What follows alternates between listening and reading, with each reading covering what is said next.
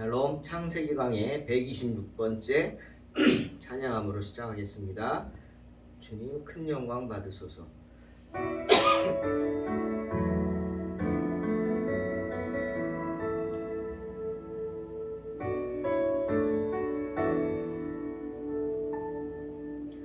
주님 큰 영광 받으소서. 홀로 찬양 받으소서. 모든 이름 위에 뛰어난 그 이름, 온 땅과 하늘이 다 찬양해. 겸손하게 우리 무릎 꿇고 주 이름 앞에 영광 돌리세. 모두 절하세. 독생자 예수 주님께 찬양 드리리. 모든 영광과 존귀와 능력 받으소서. 받으소서. 영광과 존귀와 능력 받으소서. 주님 받으소서. 그리스도 살아계신 하나님.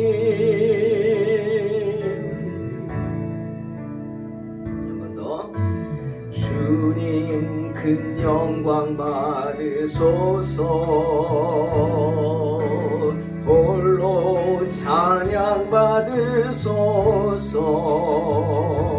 모든 이름 위에 뛰어난 그 이름, 온 땅과 하늘이 다 찬양해. 겸손하게 우리 무릎 꿇고 주 이름 앞에 영광 돌리세. 모두 절하세. 독생자 예수 주님께 찬양 드리리. 모든 영광과 존귀와 능력 받으소서. 주님 받으소서.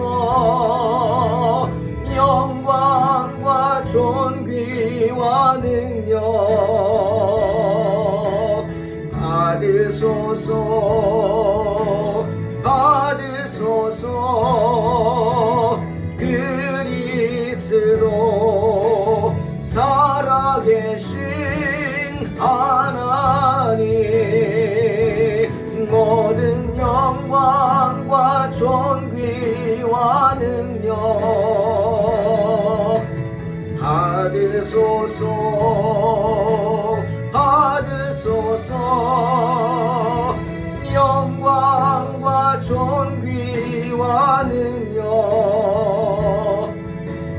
받으소서. 주님 받으소서. 그리스도 살아계신 하나님.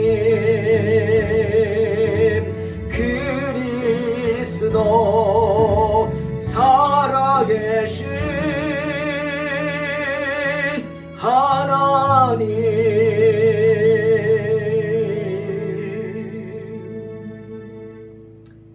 아멘. 주님의 살아계심을 믿습니다. 창세기 26장 34절로 35절 말씀입니다.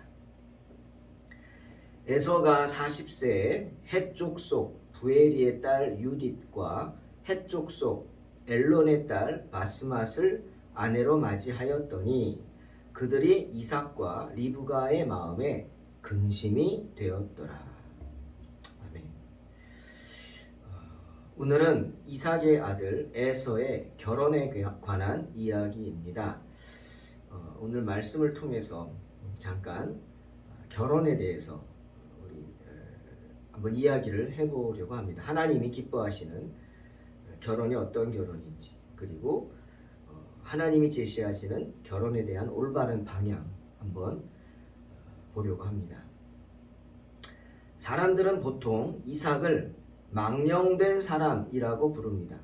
망령되다, 즉 잊을 망이죠. 영을 잃어버렸답니다. 내가 내 영을 잊어버린 겁니다. 내가 누군지 모르는 거죠. 쉽게 말하면. 즉 이 망령되다는 말은 언행이 이치에 맞지 않는 거예요. 허황되거나 주책 없다, 뭐 이렇게 국어사전에 나와 있습니다. 여러분, 에서는 그런 사람이었다, 망령된 사람이었다는 겁니다. 왜? 자기가 누군지를 모릅니다. 자기의 위치를 알지 못해요. 그래서 허황된 일을 합니다. 여러분, 에서는 이삭의 장자입니다. 그죠? 장자의 축복을 받은 자입니다.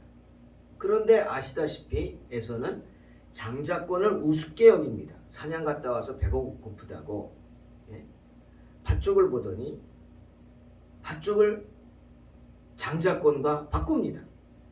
이렇게 말하죠. 내가 배가 고파 죽게 되었는데 장자권이 뭐가 중요하냐. 정말 에서는 망령된 사람입니다.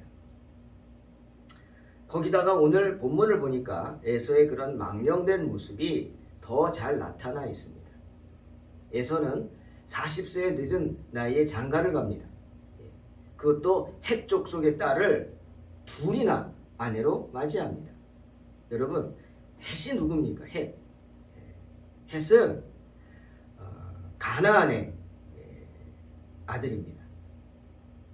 가나안의 둘째 아들이죠. 여러분, 가나안 하면은 하나님 싫어하시는 사람들이죠. 가나안 사람들. 우상을 섬기기 때문에 그래요. 그런데 하나님의 백성인 에서가 아무 생각 없이, 아무렇지도 않게 부모의 마음은 생각하지도 않고 가나안의 딸과 자기 멋대로 결혼을 합니다. 그것도 헷 족속의 딸과 2명과 결혼합니다. 일부 다처가 또 시작되는 거죠. 그러니 일부 일처를 끝까지 유지한 이삭, 그리고 어미 리브가의 마음이 어땠겠습니까? 장자가 그 모양이니, 장자가 하나님 말씀을 그렇게 경홀히 여기니, 자기가 누군지도 모른 채 우상을 섬기는 하나님이 싫어하시는 백성들을 그것도 둘이나 아내로 맞이하니 얼마나 마음이 무너져 내리겠습니까? 여호와의 신앙이 없는 것은 물론입니다. 거기다가 헷 족속의 딸이라고요? 정말 망령된 짓을 합니다. 둘씩이나 얻습니다. 이삭과 리브가의 마음은 찢어졌을 것입니다. 근심이 된 거죠. 아마도 이때 리브가는 결심을 했던 것 같습니다. 에서의 그런 망령된 행동은 하나님의 축복을 바라는 것이 아니죠. 물론 하나님의 저주도 두려워하지 않는 행동이었기 때문이죠. 리브가는 결심했어요. 정말 불신자와 같은 아들 에서의 모습을 보고 기도하는 여인이었던 리브가는 아마도 하나님의 말씀, 하나님의 언약의 말씀을 또 한번 생각하고 다짐했을 줄 모릅니다. 어떤 말씀이죠? 창세기 25장 23절. 둘이 쌍둥이로 태어날 때 이렇게 말씀하셨죠. 큰 자가 어린 자를 섬기리라. 그 말씀입니다. 때문에 이 사건 이후로 엄마 리브가는 장자 에서가 아닌 야곱의 편에 서게 됩니다.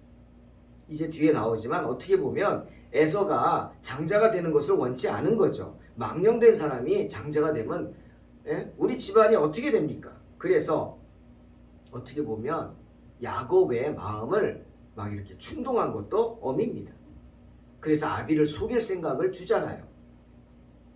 너 양털로 이렇게 해서 해라. 누가 그랬어요? 어미가 그렇게 했습니다. 자, 에서는 이삭과 리브가의 마음을 근심하게 했죠. 왜? 망령되게 행했기 때문이에요. 망령되다, 즉 자기 위치를 모르고, 자기가 누군지 모르고 그냥 자기 육신의 감정대로, 정욕대로 그냥 행동했다는 거죠. 여러분, 우리 한번 오늘 자녀들의 결혼 문제를 한번 생각해 봅니다. 결혼에 대한 생각. 사도 바울이 고린도전서 7장에서 결혼에 대한 자기 생각을 또 잘 설명하면서 결혼에 대한 하나님이 기뻐하시는 결혼이 뭔지 올바른 방향을 제시하고 있습니다. 요즘 자식 문제로 마음대로 하는 부모가 어디 있겠습니까? 주변에 정말 결혼 문제로 고민하는 부모님들 많습니다. 하지만 부모인 내가 먼저 자녀들의 결혼에 대한 바른 가치관을 갖고 바른 신앙을 갖고 자녀들을 양육해야 되지 않겠습니까? 그래서 자녀들을 잘 이끌어 가야겠죠. 배우자 선정에 대한 하나님의 뜻이 어떤지 우리는 알아야 합니다. 결혼에 대한 의미를 알아야죠. 여러분, 분명한 결론은 고린도후서 6장 14절입니다. 너희는 믿지 않는 자와 멍에를 함께 매지 말라. 의와 불법이 어찌 함께하며 빛과 어둠이 어찌 사귀겠느냐. 바울은 결론을 얘기합니다. 즉 믿지 않는 자와 멍에를 매지 말라. 믿지 않는 사람들과 짝짓지 말라는 겁니다. 왜죠, 여러분? 서로 어울리지 않기 때문이라는 겁니다. 서로 생각이 다르기 때문입니다. 서로 비전이 다르기 때문이죠. 여러분, 생각해 보세요. 하나님을 알고 두려워하는 사람과 하나님을 알지 못한 채 하나님 누구야? 두려워하지도 않는 사람이 어떻게 함께 생활할 수 있습니까? 어떻게 함께 살아갈 수 있어요? 생각하는 게 다른데. 바울은 그 관계를 빛과 어둠이라고 표현하고 있습니다. 빛과 어둠은 도저히 함께 할 수 없죠. 자, 결론은 믿지 않는 자와 멍에를 함께 맺지 말라지만 끝까지 들어보십시오. 결혼에 대한 우리의 생각을 다시 한번 세울 수 있습니다. 바벨론 포로에서 귀환한 유대인들이 예루살렘에 도착했습니다. 그런데 많은 사람들이 그곳에 있는 이방 여인들을 아내로 맞이했습니다. 한둘이 아닙니다. 심지어 제사장 가운데도 있었어요. 에스라가 그 사실을 뒤늦게 알고는 옷을 찢고 통곡합니다. 왜 통곡하죠? 그건 하나님의 뜻이 아니기 때문에. 여러분, 하나님을 모르는 우상을 섬기는 이방 여인과 결혼하는 것이 죄입니다. 그것을 알았기 때문이에요. 왜? 나는 선택받은 백성이잖아요. 그것 때문에 또 하나님께서 이스라엘에 재앙을 내리시지 않을까 두려워했기 때문에 지도자인 에스라는 옷을 찢고 통곡한 것입니다. 실제로 에스라 10장 9절을 보니까 예루살렘은 비가 거의 오지 않는 지역입니다. 그런데 큰 비가 내렸습니다. 그 큰 비를 보고 백성들이 두려워했어요. 야, 이거 우리 죄 때문이다. 노아의 홍수가 생각났겠죠? 온 백성들이 두려워했습니다. 결국 에스라가 결단하지 않습니까? 백성의 지도자들과 이야기한 채 결단하고 이방 여인과 결혼한 사람들을 일일이 찾아냅니다. 성경에 보면은 그들의 이름이 다 나와 있습니다. 그리고 그들을 내어 쫓지 않습니까? 조금 매정한 이야기일지 모르지만 이방인 아내는 물론이고 그 이방인과의 사이에서 낳은 아이들까지도 전부 다 내쫓습니다. 무슨 뜻이에요? 그만큼 하나님의 말씀을 준엄하게 생각하고 강력하게 실행으로 옮긴 겁니다. 즉 결단한 거죠. 여러분, 성경은 우리 결혼에 대해서 크게 두 가지를 말씀하십니다. 첫째는 아까 말씀처럼 고린도후서 6장 14절 믿지 않는 자와 멍에를 함께 매지 말라. 이것은 하나님의 명령입니다. 그러니 아이들이 어렸을 때부터 귀에 못이 박히도록 들려줘야 돼요. 너 믿지 않는 사람하고 결혼하면 안 된다. 너는 하나님이 택한 백성이야. 너는 다른 존재야. 왜? 믿지 않는 자와 멍에를 맺다가는 내 신앙도 빼앗기기 때문입니다. 절대 양보할 수 없는 게 신앙이죠. 그 사실을 꼭 주지시켜야 합니다. 물론 선택은 자녀들이 하겠지만 우리는 자녀들이 바른 선택을 할 수 있도록 정말 기도하면서 도와주어야 합니다. 철칙이 뭐라고요? 믿지 않는 자와 멍에를 매지 말라는 거예요. 함께. 하지만 또 우리가 고린도전서 7장 16절의 말씀도 기억해야 합니다. 결혼이 한 영혼을 구원하는 도구로 사용되어질 수도 있다고 바울은 말하고 있습니다. 여러분 잘 들으십시오. 오해하지 마시고 결혼이 한 영혼을 구원하는 도구로도 사용되어질 수 있다. 교회 다닌다고 해서 다 구원받습니까? 아니죠. 예수 믿어야 받습니다. 교회 다닌다고 하면서 시원치 않게 신앙생활하는 사람도 많습니다. 심지어 사기치는 사람도 많습니다. 그래서 세상에 전도의 길을 막는 사람도 많죠. 큰 문제 일으킨 사람들이 교회 다닌다 그러면 그것처럼 부끄러운 일이 없습니다. 민망한 일이 없어요. 교회 다닌다고 해서 사람 만난다고 그 사람이 신실합니까? 아닙니다. 다 그런 거 아닙니다. 때문에 예수님이 가룟 유다를 보고 제자 중에 하나도 그랬잖아요. 마태복음 26장 24절에 인자를 파는 그 사람에게는 화가 있으리로다. 그 사람은 차라리 태어나지 아니하였더라면 제게 좋을 뻔하였다 말씀하셨습니다.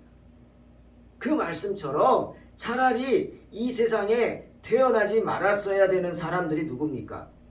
예수 믿는다고 하면서 정말 예수님의 영광을 가리는 사람들입니다.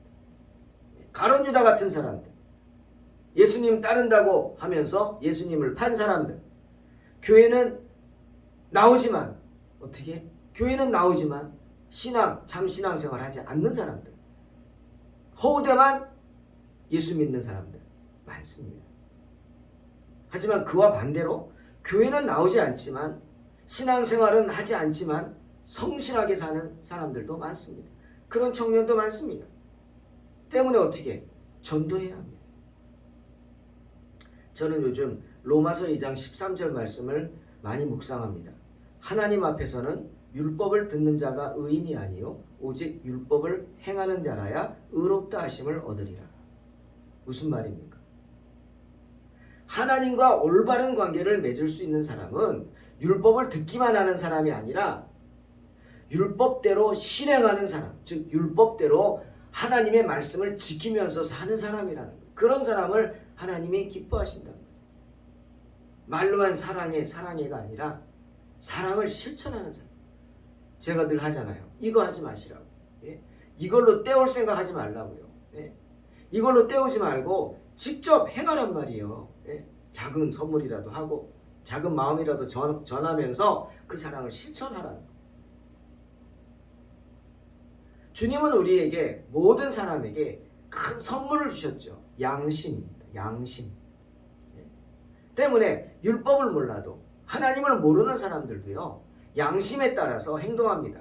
여러분 세상에 아주 밀림 속 어딜 가도요. 꼭 있는 게 있다며요. 왕이 있고 또 뭐가 있어요? 제사장이 있습니다. 제사장. 그 제사장은 뭡니까? 신을 찾는 사람이에요. 즉 인간의 마음속에는 하나님을 찾는 마음이 있어요. 그것이 양심이에요. 때문에 그것이 예수님인지 모르고 하나님인지 모르고 우상을 섬기기도 하지만 들어가 보면 그들은 하나님을 경외하는 거예요. 창조주를 경외하는 것 때문에 전도해야 되는 거예요. 그렇게 양심에 따라 사는 사람에게는 뭐가 있어요? 주님의 구원하심이 임하게 된다는 말씀입니다. 사랑하는 성도 여러분, 하나님께서 과연 누구에게 구원받을 기회를 주셔요? 이방인이라 할지라도 양심이라는 율법에 따라서 선하게 사는 사람입니다. 이건 아니야. 요즘 드라마에서 어떤 분이 아닌 건 아니라고. 참 그 말이 의미가 있어요. 내가 웬만하면 좀 이렇게 받아들이고 싶은데 아닌 건 아니라고. 이건 아니라 이거죠. 그게 바로 양심입니다. 여러분. 아닌 건 아닌 겁니다. 우리가 양보할 수 있는 건 양보할 수 있고 타협할 수 있는 건 타협할 수 있지만 절대로 타협할 수 없는 게 있고 절대로 양보할 수 없는 게 있습니다. 그게 뭡니까? 신앙입니다.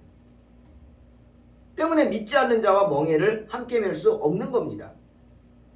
하지만 믿지 않는 자라 할지라도 이렇게 양심이라는 하나님 주신 선한 율법에 따라 선하게 사는 사람들이 있다는 사실도 기억해야 합니다.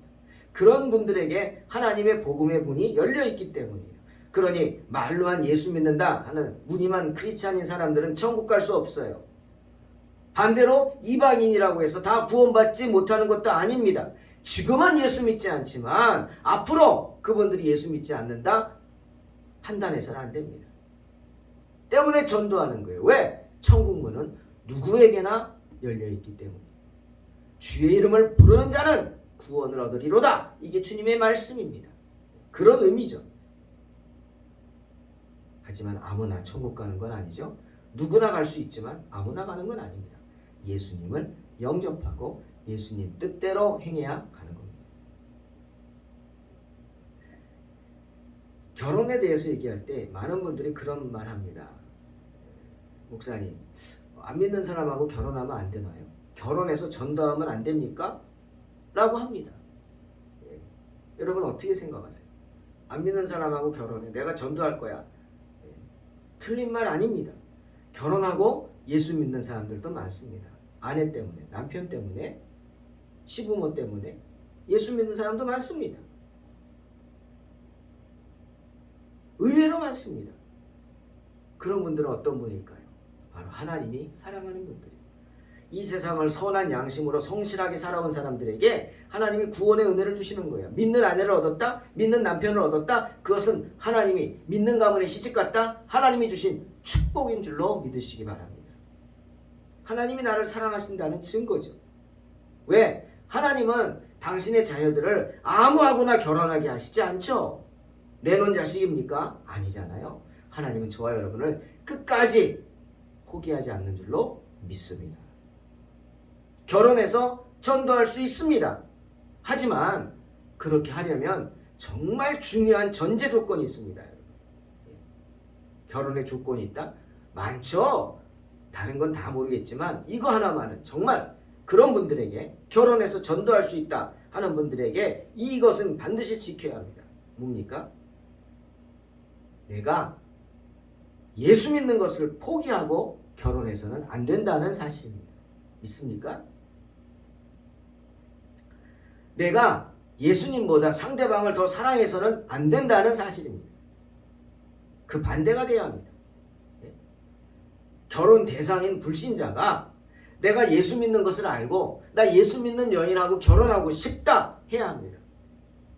내가 예수 믿는 형제와 결혼하고 싶다 할 때 그가 예수 믿지 않는다 할지라도 결혼할 수 있는 것입니다. 왜? 마음의 문이 열려있기 때문이죠.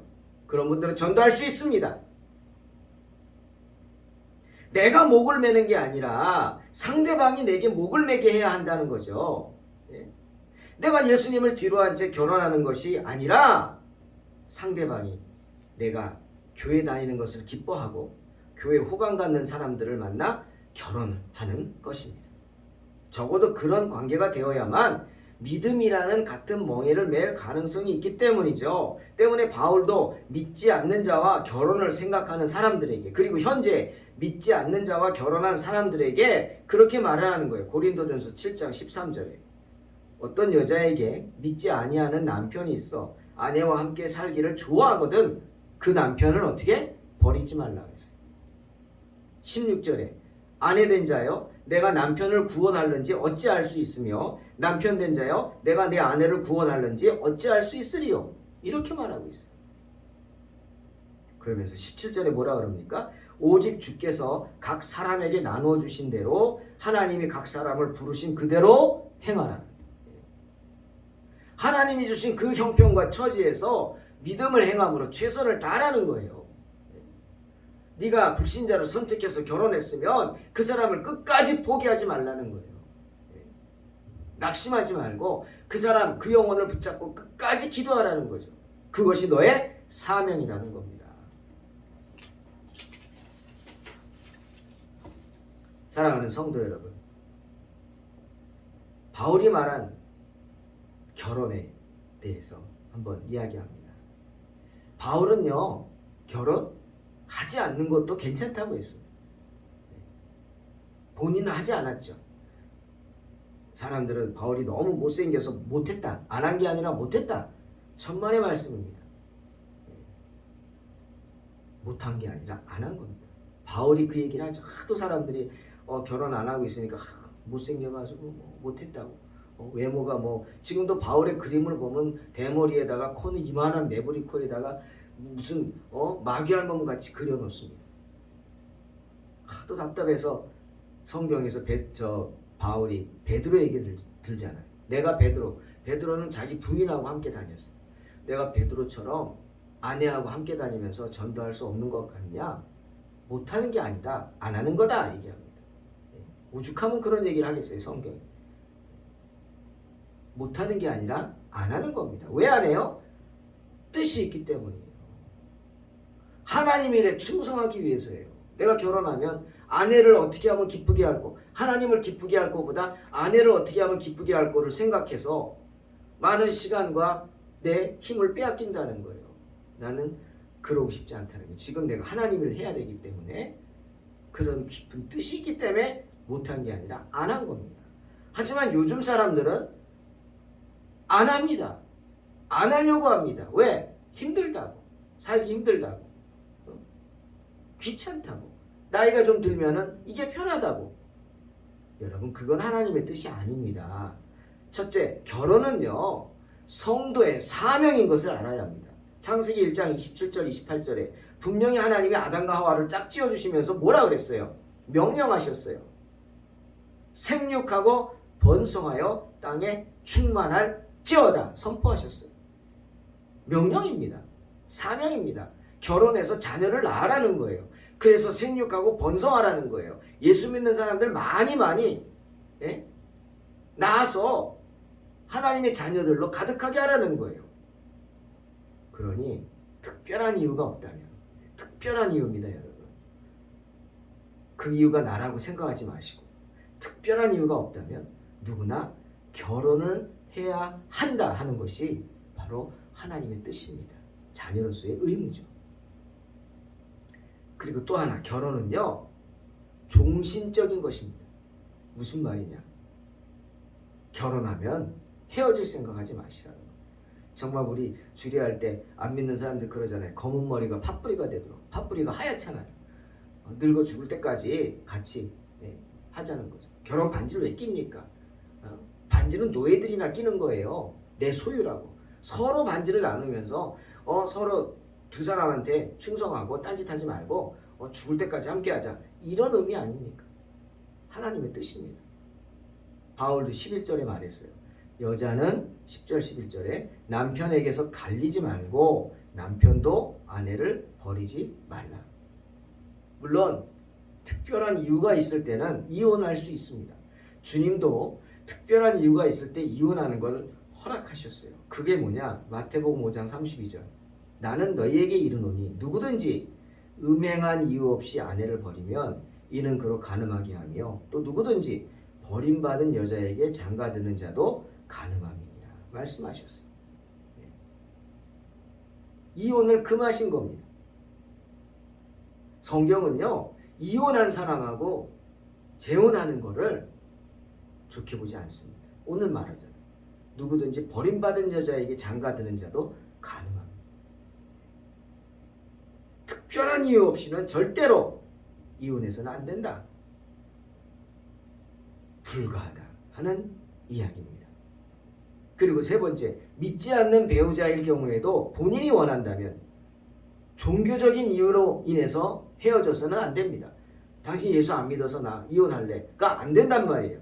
본인이 원한다면. 그래, 난 교회 다니는 사람 싫어, 이혼하자. 이런 경우가 아니라면 안 된단 말이에요.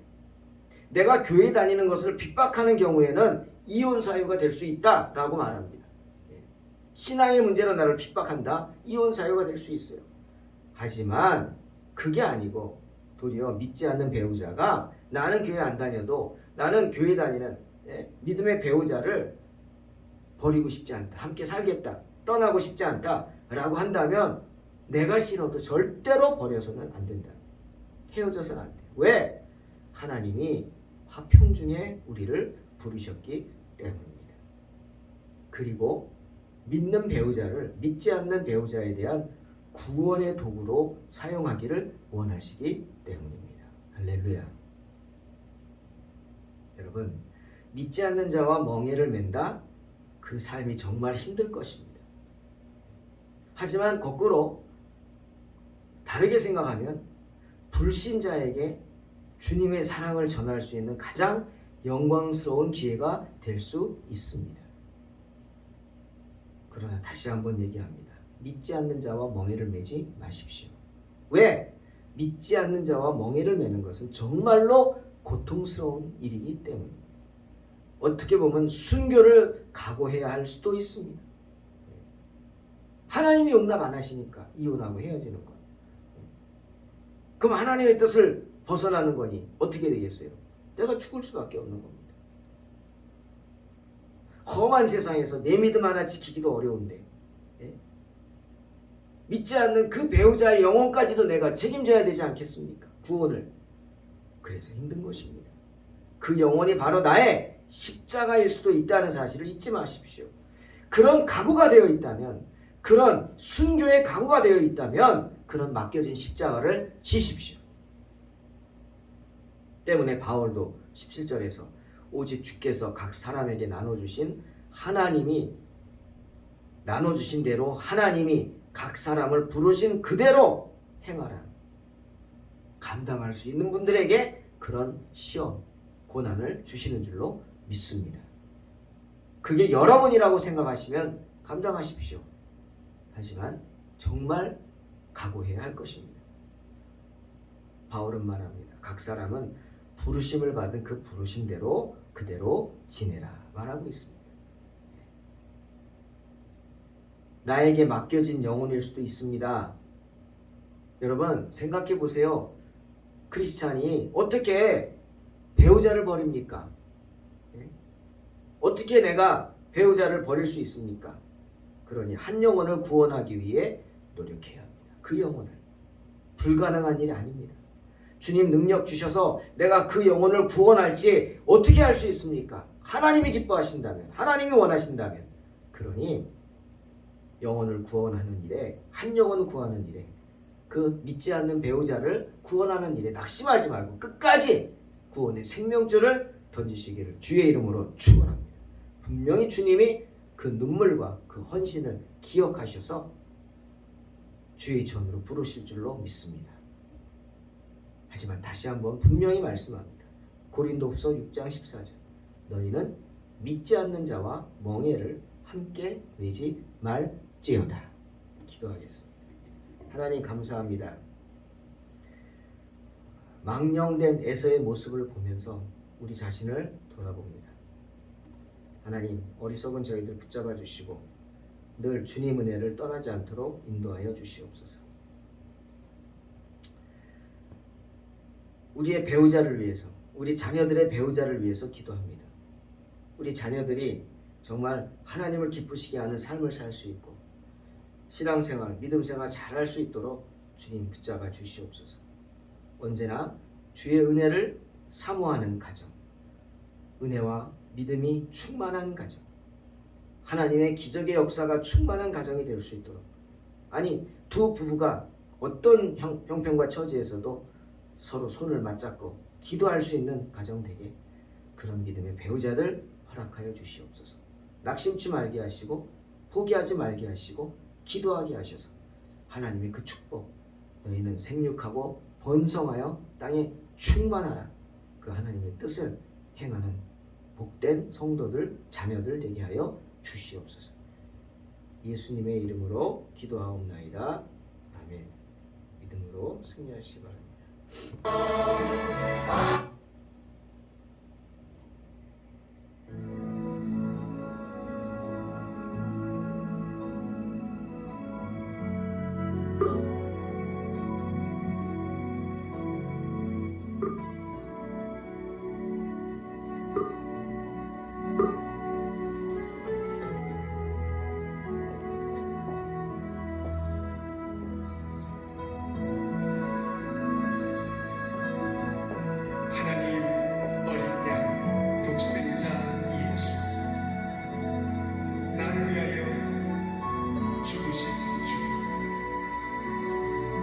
주께서 흘리신 그 보혈이 나를 정결케 하며 내 영을 고치신 주님을 찬양합니다.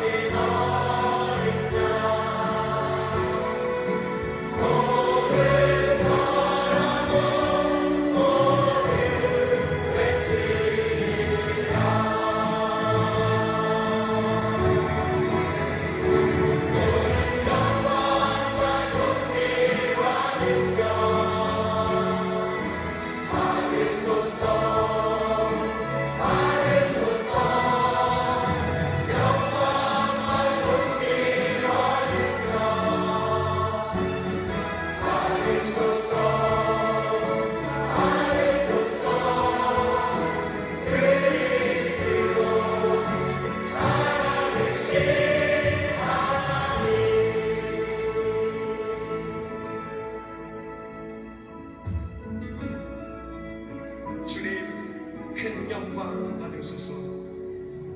모든 이름에 뛰어난 그 이름 온 땅과 하늘이 찬양하며 살아계신 하나님을 바라보나이다. 주님 큰 영광 받으소서.